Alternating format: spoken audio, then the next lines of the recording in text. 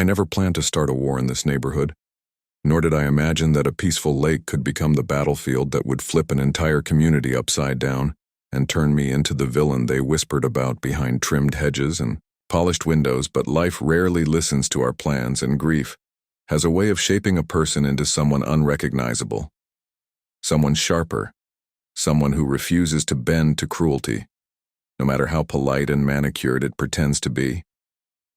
When I moved into Lakeside Estates, I believed it would be a sanctuary, a place where my daughter could breathe again, where I could sit by the water and let silence mend the parts of me that shattered when we lost her mother.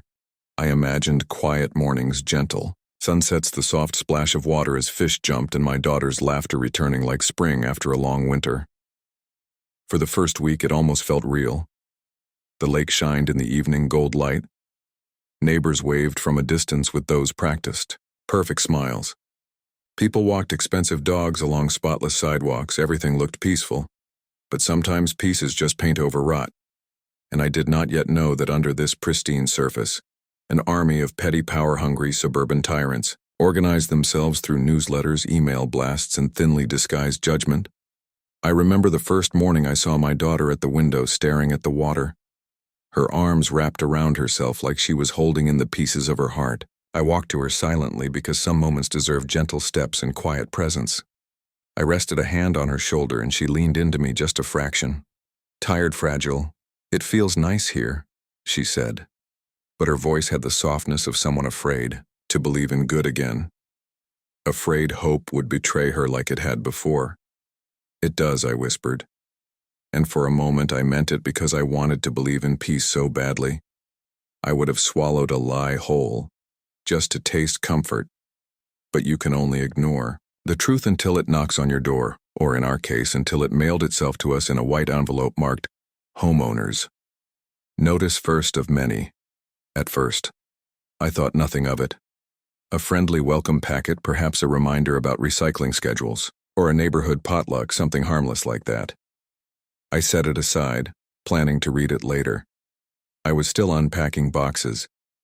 My daughter was trying to decorate her room with bits of childhood she had not let go of yet, and the air still smelled like new paint and fragile hope. Then came the second envelope, then a third, then a fourth, all in the same week, all from the HOA, all carrying that same tone, like a teacher who smiles while marking your paper with failure. Violation notice, trash bin. Placement improper, mailbox height review required. Front yard flower selection may not align with stylistic standards. I laughed at first, a real laugh. Disbelief tinged with amusement, because who gets fined for mailbox height? Who scrutinizes flowers? Like they are national security threats. But the laughter faded quickly when I realized they were not kidding. Not even a little. These people took grass length and paint shades more seriously than most take human decency, and they cloaked their control in community pride like a velvet glove hiding steel claws. My daughter noticed my frustration one evening as I stood holding yet another envelope. She peeked down the hall, unsure whether to approach. Grieving makes children cautious. They learn to measure the room before stepping into it. "Is something wrong, Dad?" she asked quietly. "Nothing you need to worry about, sweetheart, just silly neighborhood rules."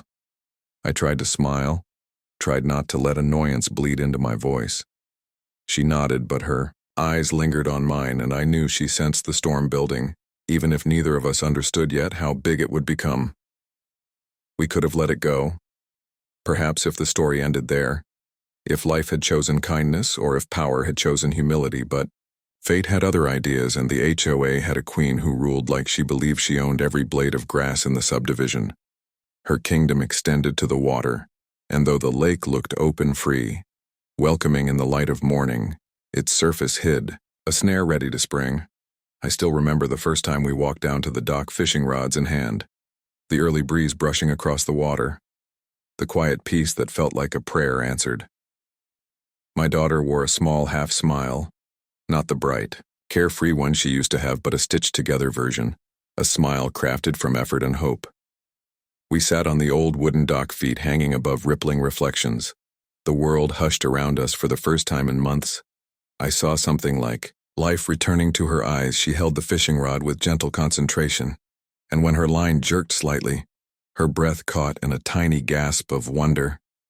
Dad, I think I got one. Her voice carried a spark, and my heart cracked and healed all at once, watching her feel joy again, even just a drop, a fragile flicker but real.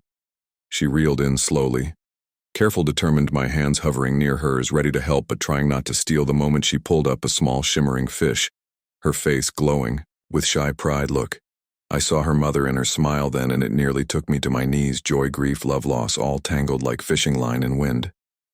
That moment was sacred, and if life had mercy, it would have protected it, placed it in glass, and let us breathe there in peace. But then a sharp voice sliced the air like a blade. "Excuse me, what do you think you are doing?" The world snapped, the moment froze. My daughter's smile faltered. She turned stiff and small beside me as a shadow fell over us. Woman stood at the end of the dock, posture. Rigid hair styled like she had asked the salon for the special blend of superiority and aggression, clipboard in hand, eyes sharp enough to cut glass. Her lips tight in disapproval like joy itself offended. Her fishing. I answered slowly because sometimes the obvious deserves stating. Fishing is prohibited in this community. "Lake, you are violating HOA regulations," she declared with the satisfaction of someone who enjoyed enforcement more than peace. My daughter lowered her gaze. The fish slipped quietly back into the water unnoticed. I had been calm until then, but something inside me shifted. A protective heat rising, anger, quiet and cold, like steel being forged. "We are practicing catch and release. We are not harming anything," I said, keeping my voice even. "Rules are rules," she snapped. "And there is a $500 fine for unauthorized fishing, and further violations will result in legal action. $500 for fishing with my grieving child." I stared at her, and in that moment, I knew I was staring at the embodiment of every petty tyrant who ever wielded small authority like a sword. I wanted to tell her about hospital rooms, about whispered goodbyes, about nights I held my daughter, while she shook with grief, about how fishing was the one thread holding us together, keeping us from drowning in memory. But people like her do not listen to pain. They only understand power and punishment. My daughter whispered, "Sorry," voice trembling, as if she had done something wrong, and that was when the line snapped inside me. Invisible red string of patience breaking clean. This woman did not know yet, but she had just declared war not on me, but on the one person I would burn the world to. Protect. I gathered our things slowly, gently put my arm around my daughter's shoulders, and as we walked away, I looked back at the lake, calm, still shining like it held secrets. I whispered inside myself, not yet a promise, just a seed. "You took peace from her. I will take power from you." I did not yet know how, but grief sharpens strategy. Love fuels endurance, and arrogance creates weakness. And that lake, that beautiful shimmering lake that she tried to weaponize against us, would one day belong to me. Not for ego, not for status, but for justice and for my daughter. That day would come sooner than anyone expected, and when it did, nobody in Lakeside Estates would forget the moment they learned what real power looks like, not the kind written in HOA bylaws, but the kind forged in heartbreak, patience, and absolute resolve. And when I would stand on that shore holding the deed while they stared in stunned, silent outrage, I would remember this moment, this dock, this woman, this cruelty, and I would not feel anger, only clarity, because peace sometimes must be demanded, not requested, and justice sometimes arrives not with thunder, but with quiet, relentless certainty. That was the day. The first blow landed quiet, hidden, disguised as humiliation, but powerful like the first tremor of an earthquake. The lake shimmered in the sunlight, unaware that fate had already shifted beneath its surface. And as we walked home, my daughter's small hand gripping mine, I made a silent vow. Never again would she feel powerless, not while I breathe, not while I stand. And so the war began, soft, silent, inevitable. I saw the neighborhood differently after that day, not as a place to hide from pain, but as a map of pressure points and weaknesses. Every system has seams, and when you know where to look, you can pull them apart with patience and a little capital. I began to pay attention to patterns, to small injustices that at first glance looked isolated, but when traced formed a web of control. People talk about power, like it is loud and obvious. But most power in suburbs lives in quiet paper trails, in meeting minutes and in the polite tones of people who never raise their voices. It hides in polite emails and in unanimous votes. It is bureaucratic and therefore invisible. Until you start reading. The fine print. I started reading everything, the HOA governing documents, the original development agreements, property records, municipal filings. I spent nights with a flashlight across my kitchen table and a thick stack of printouts. I learned to read legal language like a map of cracks and faults. I learned which clauses were routine and which were sneaky traps built to give an ounce of control in exchange for a lifetime of headaches for anyone who crossed them. Neighbors noticed me at first and they congratulated me on being thorough. They thought I was the kind of man who liked paperwork. They had no idea that each page I read was another stone taken from the foundation of their Queen Merrick.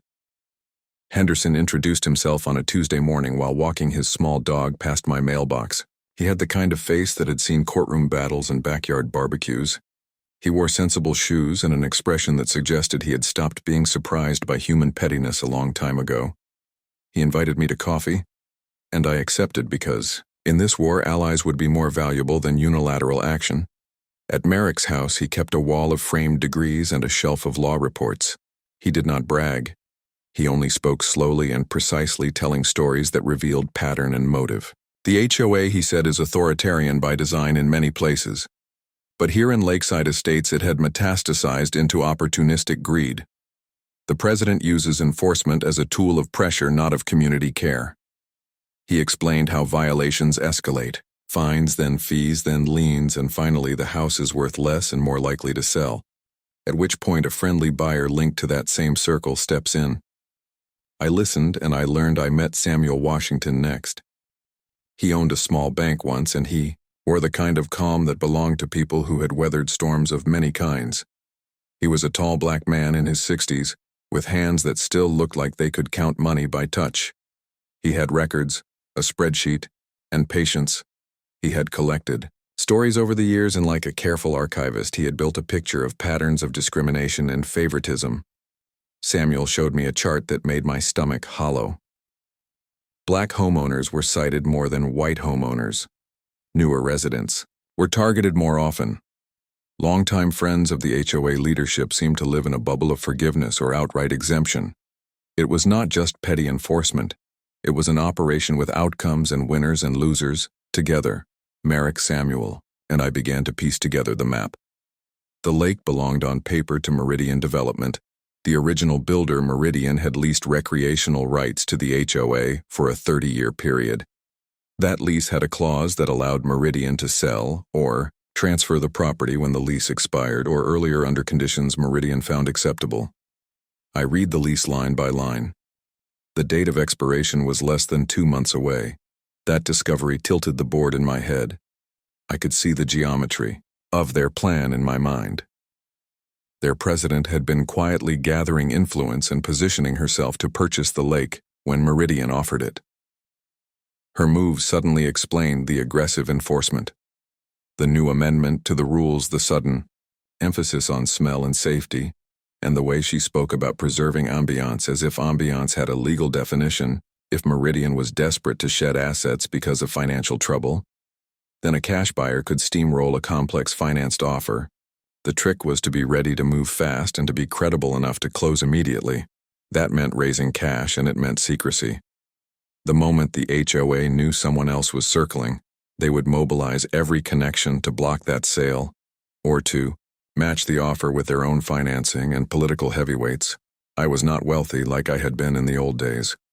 While I had savings enough to live comfortable, I was not a person who made 7-figure cash offers to buy lakes. But I had two things that the HOA did not expect: a background in venture capital, and the kind of stubborn that only grief can justify.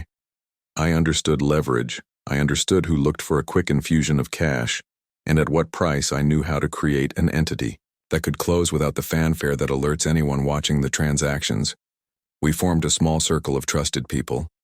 Merrick, Samuel, Robert, a discreet local broker who owed Samuel a favor, and a couple of other homeowners who had proven themselves trustworthy people who had been burned by unfair fines or who had seen loved ones pushed out. We met at different houses in different rooms to reduce the chance of prying ears. Our meetings were simple. We exchanged evidence, we shared stories, and we built a plan that had multiple contingencies. Part of the plan was simple research. I called Meridian Development under the guise of a local investor. I asked pointed questions about the lake property, who controlled the lease was there, interest in selling, what time frame did the lease expire. I learned Meridian was in trouble. They had overextended on commercial developments during a downturn, and some lenders were breathing down their necks. They wanted liquidity, cash in hand. They were open to offers that promised quick closing. Robert the broker knew how to walk Meridian through an offer that would look immediate and credible. He guided us about escrow periods, about earnest money, and about the procedural things lawyers use to smell a bluff. We prepared a single purpose. L.C. Thorncroft Holdings, spelled carefully to hide my name. We lined up a lawyer who owed Samuel a favor and who was willing to move fast under a confidentiality agreement. The plan was simple and risky. We would present a cash offer, one that would be hard to refuse in Meridian's situation, and that would close within days, if not hours. But we could not simply rush in without weaponizing the social battlefield as well. Karen Wellington was dangerous because she had allies in local politics. She sat at the center of a social network that included a mayor with a soft spot for status and a building inspector who was eager to curry favor. We needed to ensure that when the deed changed hands, the HOA would not mobilize regulators or manufacture legal obstacles to make the sale cascade into a mess of claims and countersuits. We needed to ensure public perception would be more important to her allies than their own loyalty. For that, we built small traps to expose patterns of behavior. We documented violations meticulously. We recorded conversations when we had legal right to do so. Merrick, with his calm voice and decades of experience, orchestrated a methodical record-keeping campaign. We asked residents who had been fined to forward notices. We collated screenshots of social posts where Karen praised loud parties at the lake while claiming fishing was a nuisance. We found invoices and receipts that suggested HOA funds were used to fund projects that benefited a small clique rather than the community at large. The more we collected, the clearer the picture became. Karen was not acting alone in her motive. She was part of a machine that used petty enforcement to engineer sales of troubled houses and then to scoop those houses up through shell companies. The disclosures made some people angry and others frightened, but as record after record surfaced, more homeowners began to whisper, not in support of her, but in cautiously shared disbelief. At first, the reaction to our discoveries was gentle curiosity. Some residents asked to see evidence. Some said it sounded like conspiracy, and reminded us that HOA rules meant peaceful neighbors and well-kept lawns. Others, who had been paying too close attention, approached us after book club meetings or at the gym to ask quietly if we could look into a fine they had received. A few asked to join the group. Of course, we kept the circle small. This was not a movement for likes on social media. This was a preparation for a surgical move. On the municipal side, Samuel used his bank contacts to get insights into Meridian financials. No illegal activity, just friendly conversations about market conditions and the need for liquidity. The information confirmed our suspicion. Meridian needed cash. They had little time and they wanted certainty. An all-cash offer could blow past Karen, still pretending she would buy it herself. I pulled together what I could in a matter of intense, focused days. I had savings. I had Samuel and Merrick as credible witnesses to the seriousness of our intention. I had Robert the broker to negotiate a face-saving route for Meridian, and I had a lawyer who could get the paperwork signed. In record time, we prepared an offer for $350,000, a price that was slightly above what Meridian expected, but packaged as immediate and without the hassle of financing or contingencies. Secrecy was everything we could not let Karen know that we were serious. Not yet. We had seen what her insecurity could do. She raised fines and manufactured violations. She reached out to political friends. She had the ability to slow a sale by launching spurious claims or by mobilizing a city inspector to create temporary liens. We had to move before she had time to marshal defensive acts. The day we submitted the offer, I remember holding the phone in my hand and feeling the kind of nervous energy that comes before a crucial pitch. I pictured Karen in her living room watching the community bulletin board with smug satisfaction, blissfully unaware that the person she humiliated on the dock was about to turn the deck beneath her feet into a legal minefield. I felt a mixture of righteous anger and absurd amusement at the orchestration of it all. Meridian responded quicker than we dared. Hope they were grateful for the immediate cash. They accepted our offer and scheduled a closing within days. They explained they would entertain counteroffers only if they matched the immediacy and lack of contingency of ours. That was our moment of truth. We had to close without ceremony and without giving them a trail that could be traced back to me personally. The LLC Thorncroft Holdings served as the intermediary. The lawyer handled escrows and the transfer. And we moved quietly with a coolness that felt almost criminal, though we had done nothing illegal. While behind the scenes our acquisition prepared to close, we continued to build the narrative publicly. We released selective findings about environmental neglect at the lake. The tests showed high levels of phosphates and nitrates suggestive of runoff and poor maintenance. We did this for two reasons. One, to create a public record that validated concerns about misuse of community funds on the lake, and two, to provide a legal pathway to terminate the HOA recreational agreement earlier than expected, which listed neglect as a legitimate reason for immediate termination. When you show neglect, you create leverage for termination. Karen tried to fight back in the margins. She increased fines on homeowners associated with our meetings. She sent letters threatening legal action, and she used innuendo at community gatherings to paint us as troublemakers. But those moves backfired. The more aggressive she became, the more residents who had been frightened into silence began to watch. Her confident smile began to fray at the edges, and people noticed. She could bully a single neighbor into silence, but she could not indefinitely mask the taste of smell of betrayal when whispers turned into conversation. Then came a night that confirmed how deeply she relied on informal networks of surveillance. Someone posted photos of my daughter playing in a public area a few weeks earlier. Within hours of it happening, we had a suspicion that someone had been tracking our movements. That afternoon, a notice appeared on our door. Photos attached showing a broken mailbox that no one else on the street had reported. We had not been home long enough for anyone to conduct a proper inspection.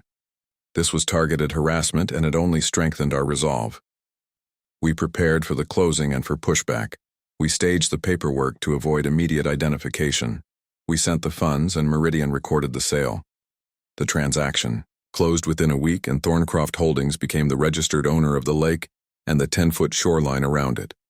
The legal documents were clean and precise, and they bore the seal of a legitimate transfer of property. When I walked into the room with the deed in my hand, I felt calm, as if a long, exhausting climb had finally reached a ridge. The victory was silent and sharp. It was not the kind of victory that pours champagne for the cameras.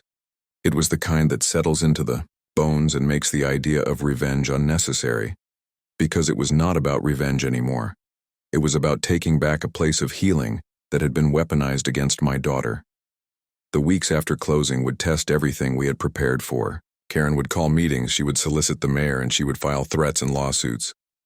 But none of that could now change the simple fact that on paper, the lake was no longer an HOA asset.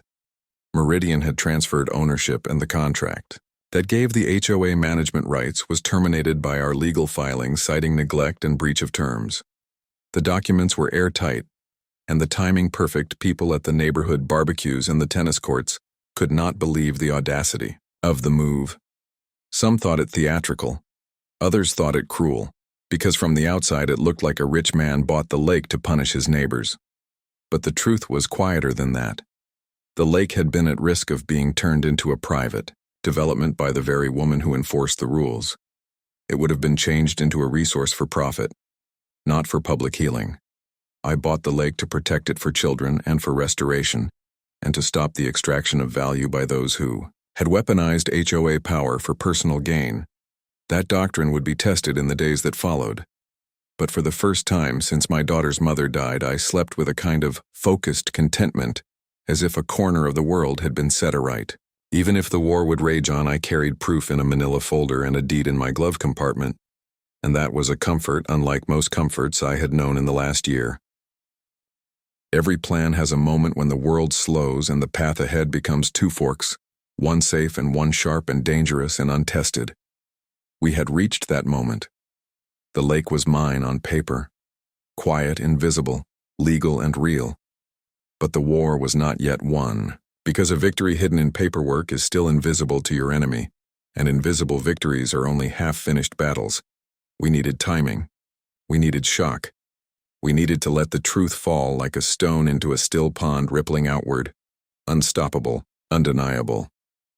Yet before that moment arrived, life continued in the neighborhood with a strange tension. Everyone could feel something brewing like the air before a storm, thick, still full of static. Homeowners began whispering more boldly. Some even nodded at me when they passed on evening walks, no longer afraid to acknowledge me in public. Though they did not yet know exactly why, they sensed our resolve was no longer a quietly flickering candle but a steady flame. My daughter slowly began to breathe easier. She still walked carefully through her days, cautious as someone who had been burned by life and feared fire in every shadow. But she started waking a little earlier. She opened blinds. She sat by the window and sketched birds on the water. Sometimes I caught her humming. It was not the carefree sound she used to make when her mother baked cookies and sunlight spilled across the kitchen, but it was something like hope. A fragile seed, trying to grow again. I spent that time preparing for the reveal. Every move needed to be perfect, not out of ego, but necessity. Karen would not surrender power quietly. She would claw, fight, threaten, her smile sharpening to a blade whenever she smelled challenge. So we created a sequence. First, a formal notice to residents timed precisely second arrival at the lake during their planned exclusive gathering. Third, show the deed and termination papers. Fourth, enforcement present to prevent escalation. There would be backlash and rage. But power is not loud when wielded correctly. Power is calm and unstoppable like a tide. 2 days before the reveal, I stood at the end of the dock alone, early morning air cold enough to sting. I let the stillness settle inside me. The water mirrored, the sky in muted tones, and for a moment I thought about leaving everything behind, about selling the house, moving far away, living quietly somewhere nobody knew our history. But then I pictured my daughter's face, small, brave, aching, and I knew we could not run, not again, not this time. And then I heard footsteps on the dock, soft, careful, approaching, not with confidence but with hesitation. I turned to see a woman from down the street, an older resident who always waved but rarely spoke. She held a mug in her hand, steam curling from it like questions rising without words. "You know," she said quietly, leaning near me without intruding, "I think they forgot this is supposed to be a place where children feel safe." She did not say more. She did not need to. She just nodded once and walked away, and that was enough to tell me we were moving the right way. That same afternoon, Karen made her move. She called an emergency HOA meeting and flooded inboxes with agenda items disguised as community welfare. She claimed she had secured future recreational rights to the lake and would be presenting terms. She said changes were coming that would benefit long-standing residents and preserve neighborhood integrity. It was a declaration. It was her way of planting a flag to say she controlled the narrative even now. But her timing gave away her fear. She sensed control slipping like water between fists, and she could not stand to lose it publicly. The night before the reveal, I wrote the email that would go to every homeowner. I drafted the attachment notice of property ownership and termination of recreational rights. I included a respectful but firm explanation, citing environmental mismanagement and terms in the original development contract. I wrote it simply, not vindictively. I wanted them to know this was about justice and protection, not humiliation. Though yes, humiliation would come because arrogance earns its own gravity. I typed slowly without shaking. This was not revenge anymore. It was principal. Morning arrived sharp and clear. I woke before dawn, made coffee, and sat at the table watching the neighborhood stretch awake. Lights flickered on across manicured lawns. Sprinklers hissed, driveways glistened. I thought of all the things grief steals and all the things dignity rebuilds. My daughter stepped into the kitchen, hair messy, soft eyes blinking sleep from the edges. She sat across from me and held her mug between both hands like she always did now, grounding herself in small warmth. She did not know the details yet. I had shielded her from the planning, but she sensed the importance. "Are we going to be okay?" she asked, not for reassurance, but truth. "Yes," I said, because even if storms were coming, we had already survived the worst storm life could offer, and everything else was just weather. When we walked to the lake later that day, the scene was surreal. Balloons hung from the picnic shelter tables lined with food laughter floating across water. The HOA had turned the lakeside into a display of triumph, as if trying to manifest ownership by sheer performance. Karen stood at the center, radiating self-satisfaction in white tennis attire, her voice bright, brittle, confident until she saw us. The moment her eyes met mine, her smile wavered like a light flickering under strain. We approached, not hurried, not hesitant. Calm, controlled. The police officer greeted us quietly, respectful. My lawyer stood, ready papers in hand. My daughter stood beside me, chin lifted, not defiant, just present, strong in a quiet that made me proud beyond words. The HOA board turned, watching us approach, like spectators sensing a shift without understanding it yet. Karen attempted to intercept us with forced friendliness. "Oh, Evan, what a surprise. I did not know you planned to join today. So glad you are here to witness our announcement." She spoke like she was delivering a rehearsed line meant to maintain dominance, but her voice cracked on the edges. I took the microphone, gently, like it belonged to me. And in truth, in that moment, the authority did. We stood on land that already returned to rightful quiet purpose, and as the neighbors waited, confused, murmuring like wind through leaves, I spoke simple, steady. "Good afternoon. Beautiful day to be by the water." Silence stretched expectant. Before proceedings continue, I have a formal announcement regarding this lake, effective immediately. People leaned forward. Karen went rigid, eyes sharp with denial. I lifted the deed. So sunlight, brushed across the official seal. This lake and its surrounding recreational property are no longer under HOA jurisdiction. Ownership has transferred, and recreational agreement is terminated due to breach and environmental neglect. A ripple moved across the crowd like shock traveling through bone faces, shifted confusion to disbelief to outrage. Mouths fell open. Wine glasses paused mid-air. Karen sputtered, trying to form words, but her voice failed the way a weak branch snaps. "Under snow. You cannot do this," she choked, finally barely audible. "I already have," I replied, calm as morning lake. Water phones buzzed, email notifications chiming in unison. Residents checked inboxes and stared at screens, eyes widening as legal notices confirmed what words alone could not. "Trespass enforcement begins in 10 minutes, I said with neither triumph nor bitterness, simply truth gasps. A plate dropped, smashing on concrete. Someone whispered "no way" under their breath, like magic had just misfired. In front of them, Karen lunged as though snatching at control she no longer owned. But the officer stepped forward and she froze. Fury twisting her face like a mask cracking under pressure. "You think this makes you powerful?" she hissed, voice trembling. With rage, I shook my head. Slow, deliberate. "Power is protecting what matters, and you forgot what matters here." I looked at my daughter, who watched me steady. Proud, soft resilience shining in her eyes like dawn after night. That moment etched itself into the air. Not dramatic in volume. Dramatic in silence. A silence that held truth. A silence that tasted like justice. The crowd shifted, unsettled, awakening to the realization that authority can fall, that small cruelties can find consequence, that grief, when sharpened, does not break it. Build's neighbors began to leave in hesitant clusters, mothers pulling children, fathers checking phones, some glaring, some thoughtful, a few quietly nodding as if to say they understood, even if they were shocked.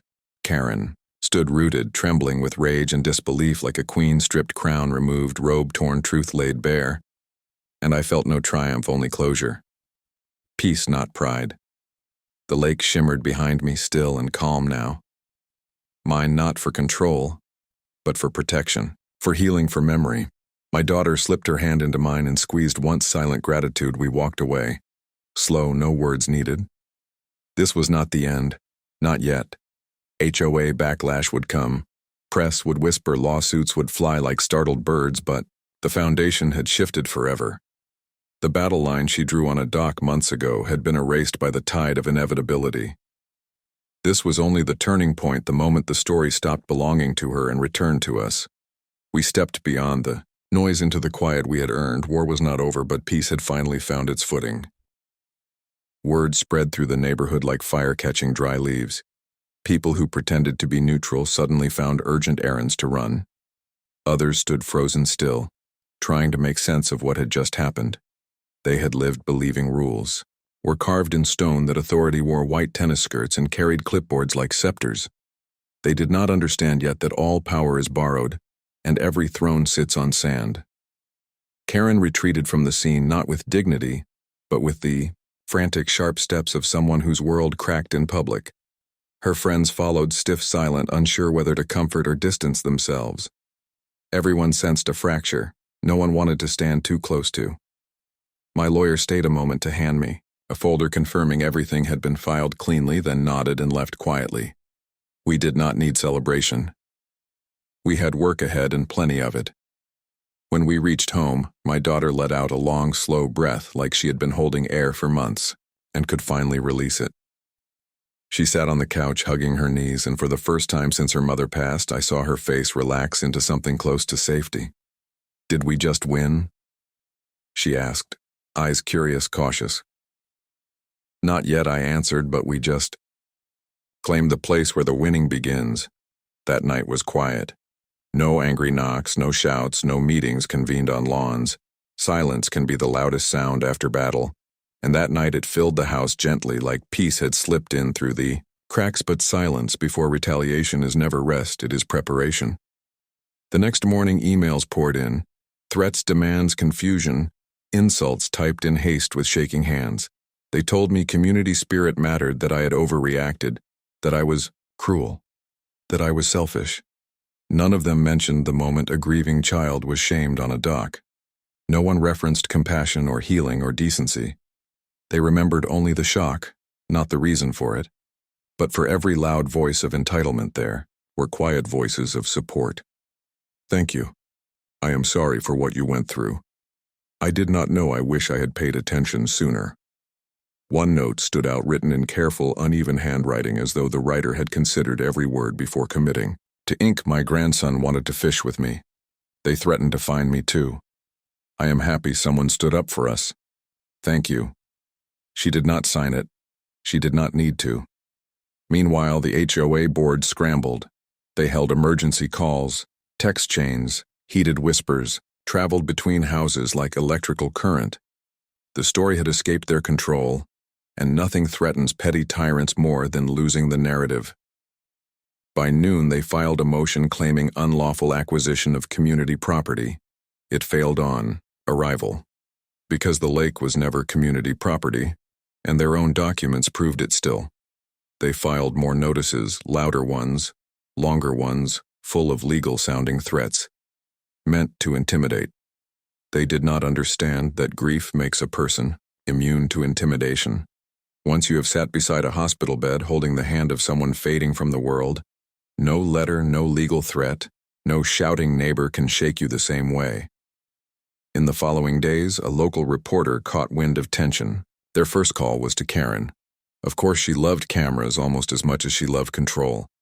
She painted me as a vindictive man trying to punish good families. She framed herself as protector of neighborhood standards. She spoke in lofty tones about tradition and community unity. But truth has a strange way of shining through cracks. The reporter reached out to me next, and I met them by the lake in early morning. Missed not to boast, but to explain. I told them exactly what happened. No venom, no dramatic flourish, just facts. A grieving girl fined for fishing, a mother lost, a father trying to give his child a moment of peace, power abused, rules used as weapons. The reporter listened, eyes softening, then asked the one question that mattered. "Why fight this hard?" I looked at the lake, clear, still, gentle, and answered, "Because she needed somewhere safe to heal, and they took that from her. So I took back the place they used to hurt her." The article did not expose everything, but it held enough truth to shift public view. Headlines read quietly, "Not sensational, Local father secures lake ownership citing unfair HOA treatment. Some neighbors raise concerns. Others express support. Karen hated it. She wanted outrage, not balance. Her voice shook during an impromptu speech outside her house where she tried to rally support, but her tone sounded brittle and forced, and even her usual allies shifted uncomfortably beside her. When panic grips power, it becomes clumsy. Threat letters turned into desperate flyers. Desperate flyers turned into accusations. Accusations turned into teetering rants online where she tried to shame me publicly. But comment sections rarely side with authoritarian energy, especially when a child is involved. Some neighbors avoided me. Others offered quiet smiles. One brought a pie and left it at the door without knocking, as if kindness needed anonymity in a neighborhood built on fear. Days passed like this, tension woven with peace, anger swirling alongside relief. It felt like standing on a shoreline after a storm, the air still heavy but the sky clearing. One evening as I locked the door, lights soft inside house. Quiet. I heard footsteps on the porch. I opened the door before they knocked. Merrick stood there, hands in pockets, smile subtle but real. "You changed something here," he said simply. "Not sure yet," I replied. "Oh, you did." He nodded slow. "The question now is whether they accept it or fight until they sink." "They will fight," I said without bitterness. He chuckled low. "Well then, let them." Samuel visited next day. He brought coffee and sat in my living room as my daughter worked on a school project near us. He watched her a moment, then looked at me with a knowing heaviness. "Guard her peace, son. Not just from them, but from the storm that comes after storms. Sometimes victory makes enemies more desperate." I nodded. I knew he was right.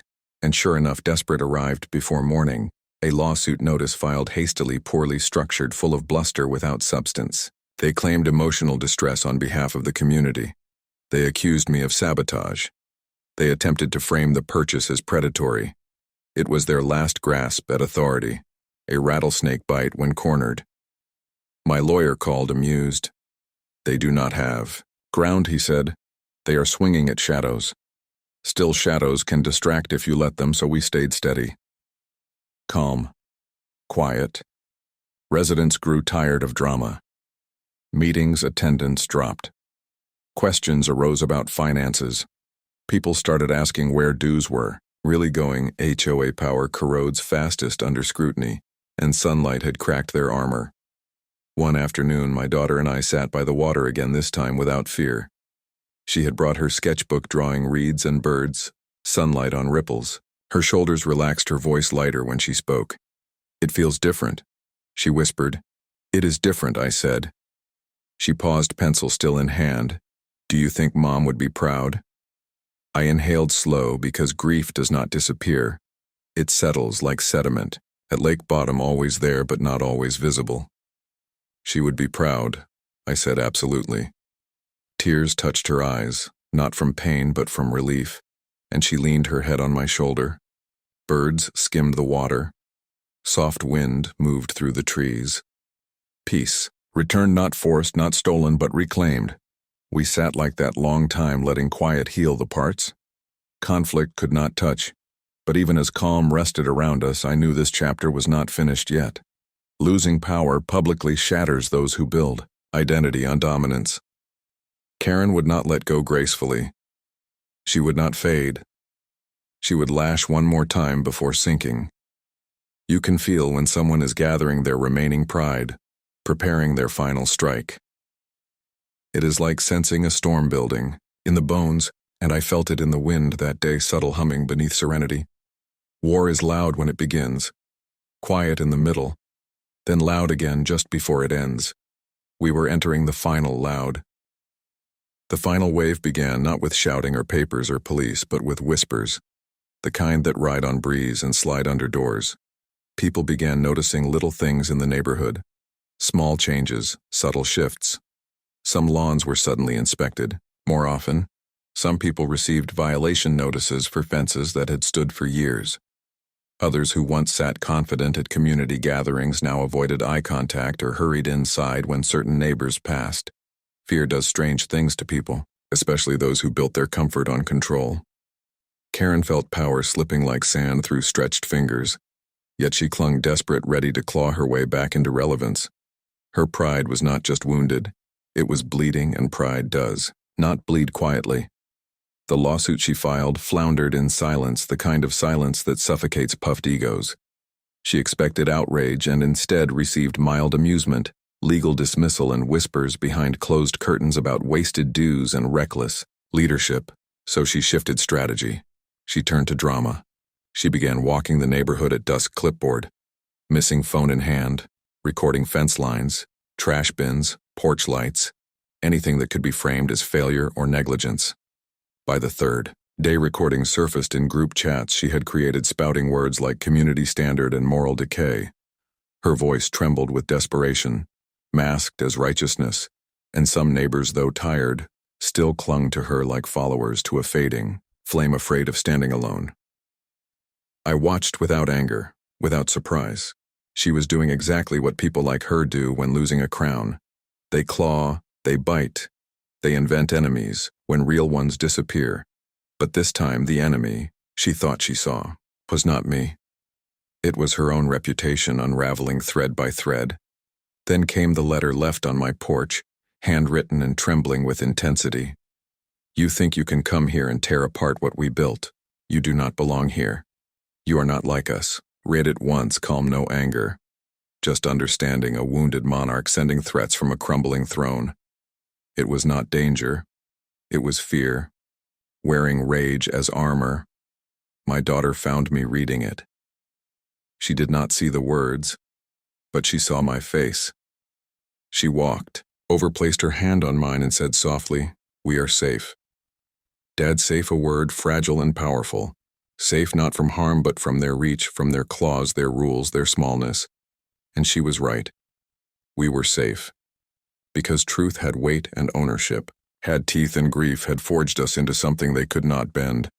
Days passed as the neighborhood settled into uneasy quiet. The lake shimmered more peacefully than before, as if nature itself understood what had been reclaimed. People walked its edge respectfully now, not with entitlement but awareness. Some families began asking if they could bring their children to fish. They came gently, timid, as if stepping into a church, nervous to disturb sacred ground. I always said yes, quietly, with a nod and a soft reminder to treat the water with care. The lake was not a prize, it was sanctuary. One Saturday morning, an older man approached carrying an old fishing tackle box, leather edges worn by decades. His grandson held his hand, eyes wide. With anticipation, they stood near the dock, unsure whether they were welcome. He cleared his throat. "Would it be all right if we cast a line or two?" he asked, voice gentle, humble. "Of course," I answered. His face broke into a smile, thick with gratitude, the kind that forms only after years of swallowing indignity. He nodded quietly and led the boy to the dock, helping him hold the rod, correcting his grip. Just like I had done with my daughter on that first day. The boy laughed when the bobber dipped, and the sound traveled across the water. Pure, simple healing. Karen saw them. She stood on the opposite shore, arms crossed, anger etched deep. She watched peace happening without her permission, and the realization cracked something in her posture. Power. Loss becomes bitterness. Bitterness becomes obsession. That next week she staged one final strike. She called a town meeting, not HOA this time but public, and invited local press, promising shocking revelations. She believed she still had cards left. Secrets, threats, noise. The evening of the meeting, the room filled tight. People curious, wary, tired of drama. The mayor sat stiff, trying to balance alliances. Karen took the center floor, holding a thick binder stuffed with papers and righteous fury. She began with accusations, dramatic tone, sharp words slicing air. Abuse of power, manipulation, threat to community unity, unlawful behavior, predatory action. Each phrase thrown like a stone, expecting applause but receiving only murmurs, confused glances, shifting feet. A woman in the back whispered. This again. Another sighed heavily. She opened her binder and flipped pages, frantic, theatrical, only to find nothing inside but scattered printouts, screenshots, half-formed claims. Everything she waved looked flimsy, desperate, weak. Then she tried mentioning my daughter. A low blow meant to provoke gasps and regain moral ground, implying we exploited sympathy. The room shifted. Cold lines crossed are not forgiven easily, especially when they involve grieving. Children. I stood slowly calm and walked to the front. Not angry, not shaking, just present. My daughter had not come. I would never make her witness this. I did not take the microphone right away. I looked at Karen. First. Really looked. She was not a villain. In her own mind, she truly believed she protected something sacred. But she had forgotten compassion and rules without compassion.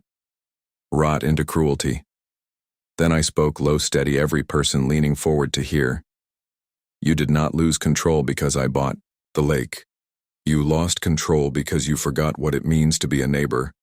Silence held tight. You enforced power, not protection. You punished healing children. You turned community into weapon. A woman near the front blinked tears. A man at side nodded. Another cleared throat quietly. I continued. I did not come here to destroy anything. I came to build a life for my family. You turned grief into target. You turned a lake into leverage. And now you stand here asking why everything slipped through your fingers. More eyes lowered, folded arms, loosened a few, shook heads slowly at her. Not me. Karen tried to answer, but words tangled in her throat. Her voice cracked, not strong anymore, but brittle like dry wood. And when brittle things bend, they break. The mayor cleared his throat and said softly, I think that is enough. Not thunder, not applause. Just the quiet sound of defeat settling over a person who never thought they could lose. Karen left the room, face pale, dignity, shaken supporters falling away, like leaves in wind, no longer fearing her, no longer respecting her. Outside, the night air was cool and steady. My circle. Merrick. Samuel Robert approached slow with quiet smiles. They did not cheer. They simply nodded the way soldiers nod after final battle when the world no longer shakes beneath their feet. We had not humiliated her. We had simply revealed truth and truth. Finished what strategy began. My daughter waited at home, lights, warm blanket wrapped around her, reading on the couch. She looked up when I walked in, eyes searching mine. And when she saw calm, not tension, she smiled soft, relieved. Is it over? She asked.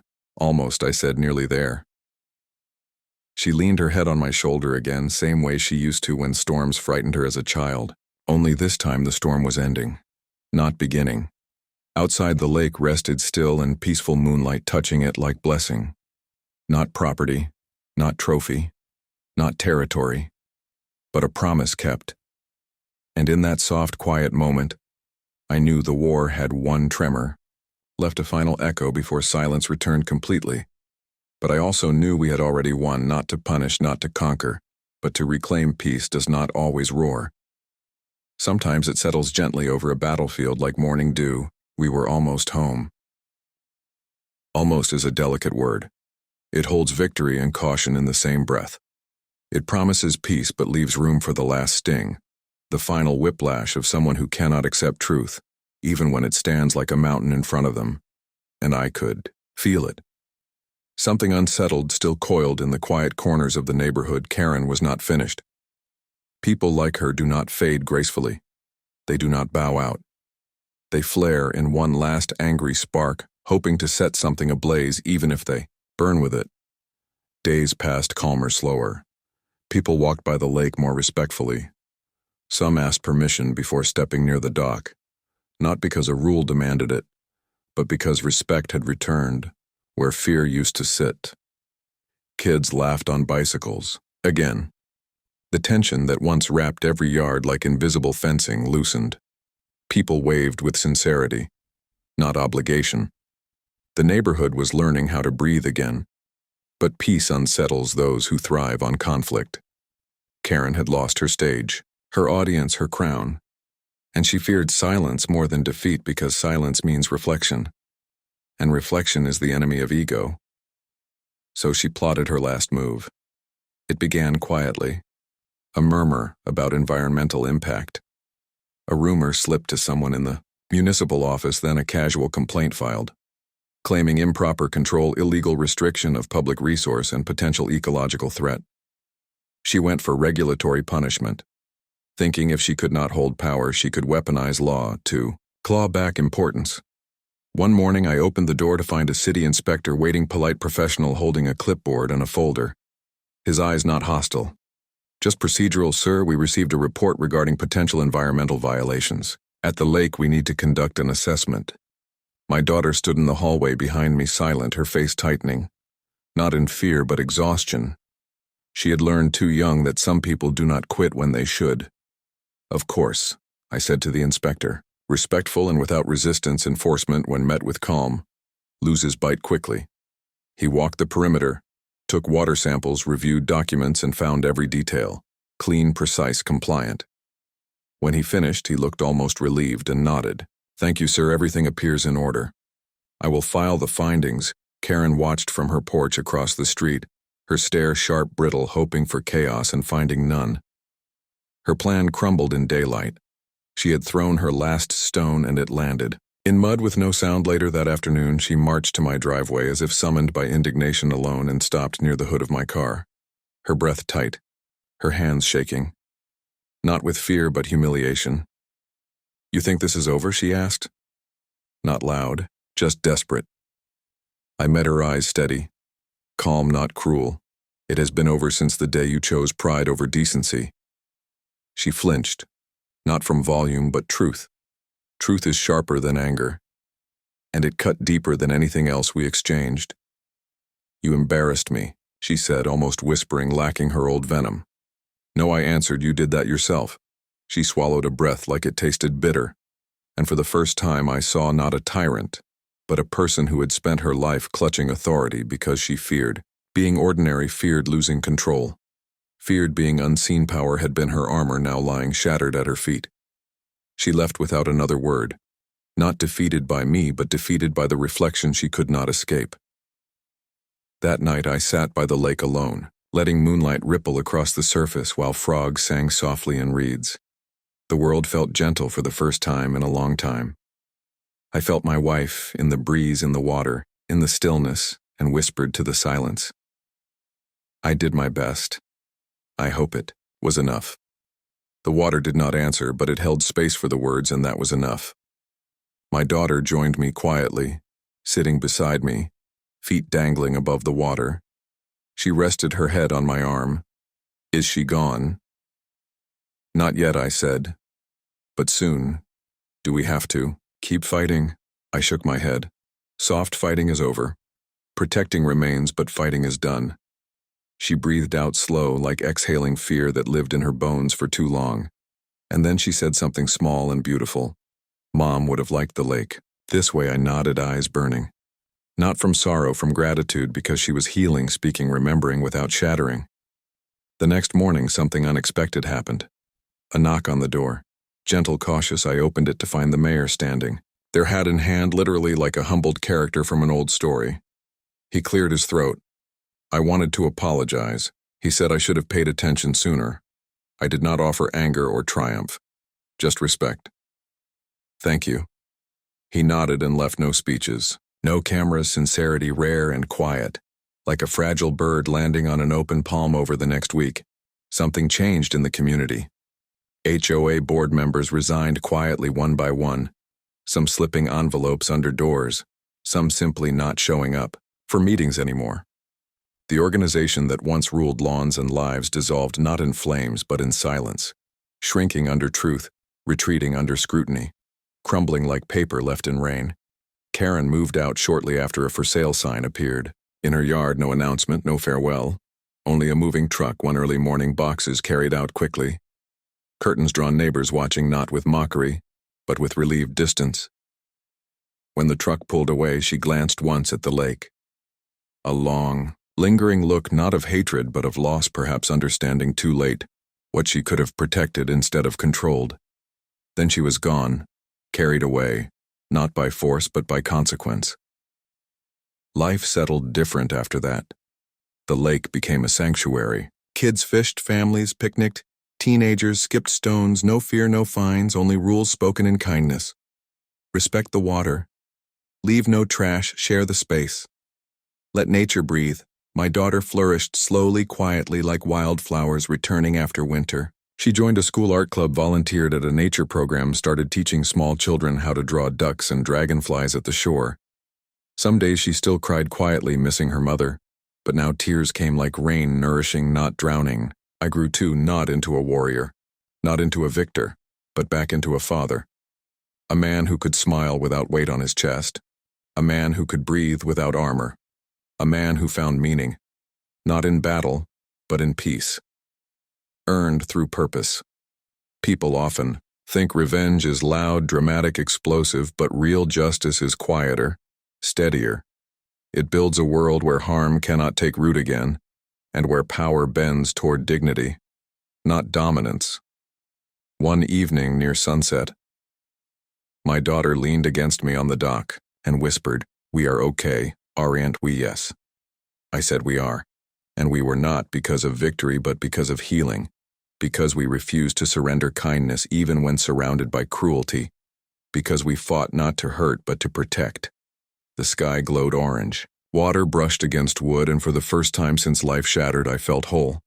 Not perfect, not unscarred, but whole. Like a vase, mended with gold. Each crack, honored, not hidden. The lake did not sparkle like triumph or roar like conquest.